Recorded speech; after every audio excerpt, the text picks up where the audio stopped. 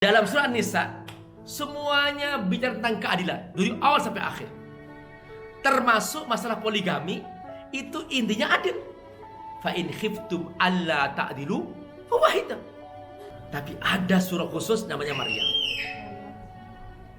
Nah, di situ Allah menggambarkan tentang kepribadian seorang wanita, bahwa yang paling inti dari wanita itu dalam menegakkan peradaban, menjaga kesuciannya. Ar-Rahman 'allamal Qur'an khalaqal insan 'allamahul bayan.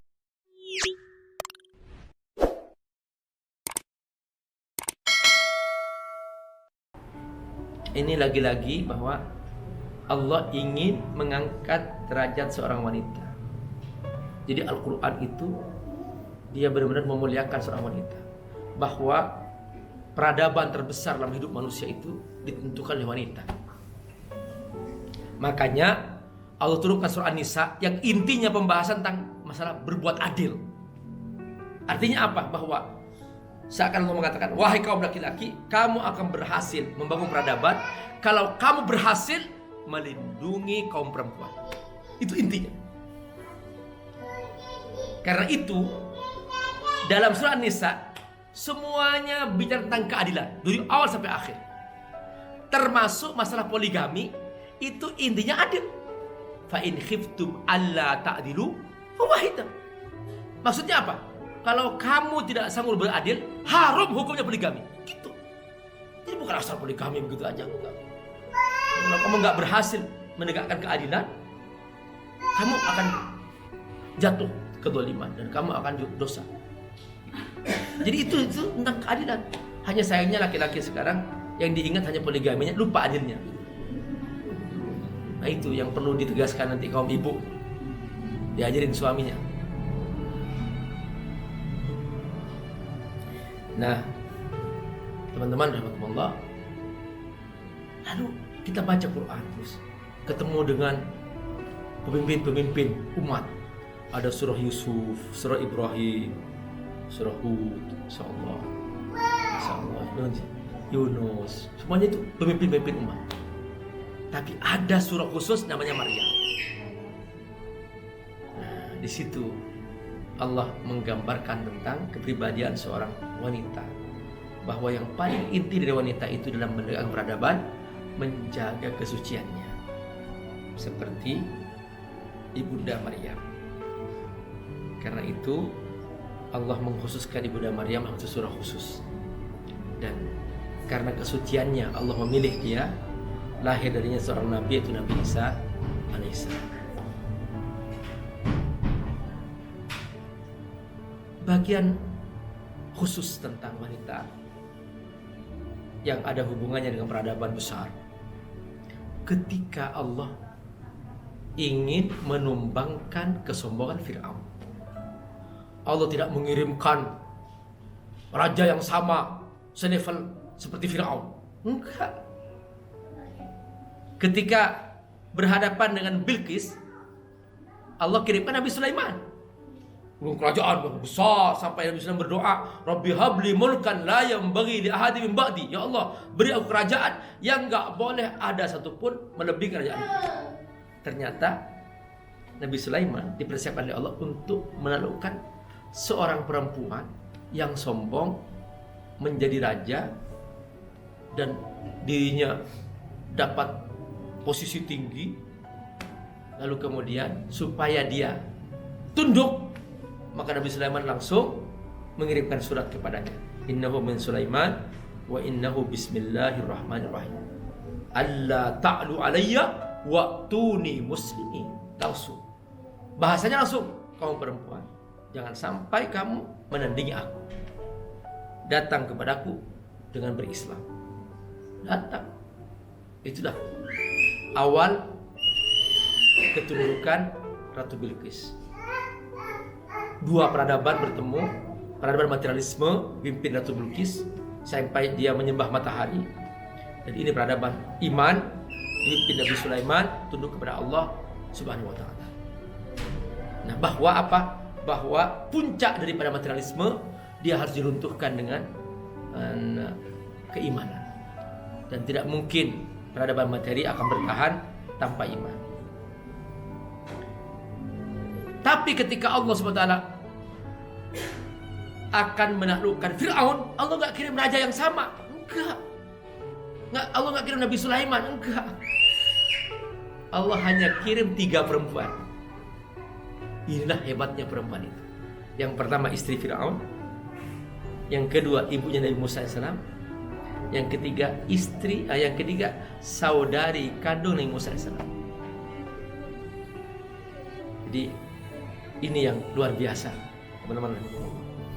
Ketika itu Fir'aun sedang panas-panasnya, dia ketakutan karena mimpinya sendiri.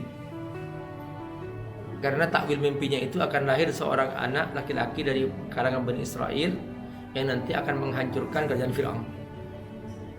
Fir'aun ketakutan, maka setiap anak laki-laki dibunuh oleh Fir'aun. Tentu kan ibunda Nabi Musa, ya, ibunya Nabi Musa alaihissalam ketakutan, ya khawatir, manusia biasa. Ini nanti kalau aku lahir anak laki-laki dibunuh anak. Gitu.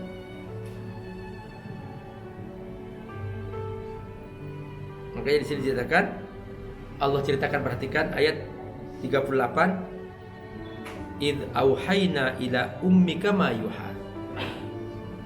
Allah memberikan wahyu kepada ibunya Nabi Musa AS. Apa wahyu Allah? Segera anak itu masukkan ke kotak, namanya tabut, box. Setelah itu alirkan ke sungai. Anikdhifihi fit tabut faqdhifihi fil yam falyulkihil yam bis-sahil. Allah perintahkan sungai itu, sungai Nil yang membawa box ini, agar dia menghempaskan ke pantai, ya, ke tepian ketika sampai ke istana Fir'aun. Falyulkihil yam bis-sahil. Di sini Allah menegaskan bahwa ini musuh dilindungi oleh musuh. Siapa musuhnya? Fir'aun. Nabi Musa musuhnya Fir'aun. Kata Allah, ya'khudhu aduwwun li wa aduwwun lahu. Adu ini musuh. Yang mengambil itu adalah musuhnya Allah dan musuhnya Nabi Musa AS. Perhatikan coba, ini cara Allah bermain makar. Artinya apa? Kalau Allah bermain makar, musuhnya menyiapkan musuhnya. Gitu. Jadi seperti kaum Yahudi di Madinah yang membuat orang-orang Madinah, kenapa kok langsung menerima Islam? Padahal di Mekah tidak ada orang kafir Mekah itu yang menyambut Nabi, kecuali sebagian kecil aja. Bahkan Nabi dibantai, dipersulit dan sebagainya. Karena di Mekah tidak pernah mendengar tentang Nabi terakhir. Di Madinah orang Yahudi cerita banyak tentang akan datang Nabi terakhir. Jadi musuh menyiapkan musuhnya. Makanya begitu Nabi hijrah, langsung semua orang Madinah masuk Islam. Karena sudah dipersiapkan orang Yahudi, diumumkan setiap hari akan datang Nabi, Mah benar datang Nabi, langsung disambut oleh orang Madinah. Tetapi orang Yahudi gak beriman. Gitu. Makanya dikatakan wala takunu awwala kafirin bi. Kamu kenapa kok menjadi orang yang kafir pertama kali? Karena dia tahu kebenaran tapi dia tidak beriman.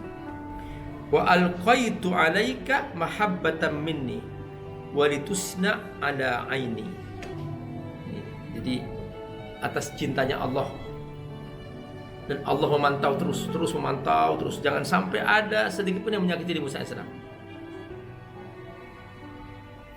Dan memang Allah sudah persiapkan. Fir'aun sudah lama ingin punya anak, dan istri Fir'aun dia beriman. Satu-satunya yang beriman di istana itu istri Fir'aun. Perhatikan, dan dia sembunyikan imannya. Fir'aun nggak tahu. Beriman kepada Allah SWT. Dan ada tukang sisirnya juga, ya, Masyitoh namanya. Kalau istrinya Fir'aun siapa? Asia. Nah, perhatikan. Jadi Allah sudah persiapkan secara sistematis.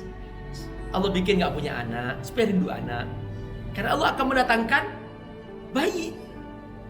Begitu datang bayi ini, Fir'aun sudah khawatir, jangan-jangan ini termasuk yang akan nanti meruntuhkan kerajaanku. Kata istrinya, jangan, ini anak kita. Qurratu ainin li walak. Ini anak kita belum punya anak, aku rindu anak. Perhatikan. Begitu cara Allah menyiapkan itu. Nah, namun anak ini harus nyusu. Dipanggil semua kaum ibu yang sedang menyusui. Dan anak ini, Nabi Musa kecil ini, Nabi Musa bayi ini gak mau nyusu. Gak mau nyusu. Ibu fulana gak mau. Ini belum, udah dengan segala macam gak mau. Nangis. Istana heboh, nangis Nabi Musa tuh. Bingung. Akhirnya Fir'aun gak bisa tidur.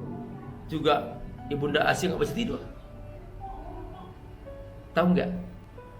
Allah kirim saudari kandung Nabi Musa AS untuk menjadi perantara. Perhatikan. Idh tamshi ukhtuka fataqul hal adullukum ala man yakfulu. Kata dia menjadi orang berjasa. Mau nggak aku tunjukkan seorang ibu? Siapa tahu dia bisa menyusui itu. Oh boleh. Nah, langsung. Karena memang sudah bingung. Akhirnya dibawa oleh saudara Nabi Musa, diantarin kepada ibu kandungnya. Maka menyusulah Nabi Musa AS. Faraja'naka ila ummik kay taqarra 'ainuha wa la tahzan. Sengaja aku balikin lagi kepada ibunya supaya ibunya enggak sedih lagi. Perhatikan. Tapi beda. Nabi Musa kalau menyusu sebelumnya dalam bayang-bayang ancaman Fir'aun. Tapi sekarang dia menyusu sekarang dengan tenang di pangkuan ibunya dalam lindungan Fir'aun. Kekuasaan ini penting kekuasaan. Ini penting peradaban. Perhatikan. Makanya cara berpikir kita jangan berpikir hanya ritual tentang Islam. Berpikir tentang peradaban besar. Akhirnya Nabi Musa AS diselamatkan oleh Allah karena Allah sudah menyiapkan sebagai seorang nabi. Diselamatkan sampai akhirnya dia pergi ke kampung Madian. Disitulah ketemu dengan Nabi Syuaib yang akhirnya kemudian dinikahkan dengan putrinya itu.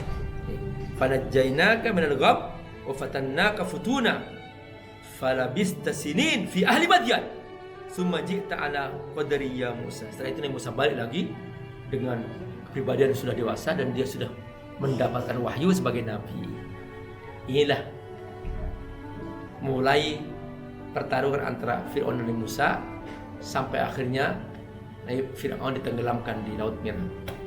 Dan itulah akhir keruntuhan kerajaan Fir'aun. Karena tiga orang ibu yang Allah persiapkan, yaitu ibu kandung Nabi Musa dan saudari kandungnya Nabi Musa dan istri Fir'aun, itu Ibunda Asia. Assalamualaikum warahmatullahi wabarakatuh. Alhamdulillah wassalatu wassalamu ala Rasulillah wa ala alihi wa sahbihi wa man. Teman-teman rahimakumullah, Abi Amir mengasuh sebuah pesantren FAT Institute. Pesantren FAT ini ada di Jakarta, ada juga di Sukawami, Bogor. Mereka rata-rata adalah anak-anak yatim duafa dan mereka belum punya asrama, belum punya masjid, dan juga mereka membutuhkan pembebasan lahan untuk pesantren. Teman-teman, membantu para penghafal Quran adalah menyiapkan mereka punya masa depan yang cerah, dan otomatis kita juga membantu diri kita sendiri, karena dengan membantu mereka menjadi penghafal Quran, menjadi para ulama, semua kebaikan yang mereka kerjakan, setiap huruf dari Quran yang mereka ulang-ulang, kita semua kebagian pahala. Bukan hanya itu, nanti di alam akhirat, di surga, mereka akan datang menyambut kita dengan mahkota yang indah.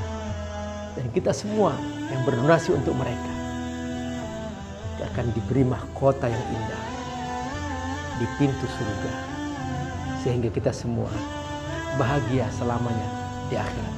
Ayo bergabung membantu para santri yatim duafa, penghafal Al-Quran di pesantren Fadlul Tafsir di Sukawangi, Bogor, melalui rekening di bawah ini. Semoga Allah berkati. Assalamualaikum warahmatullahi wabarakatuh.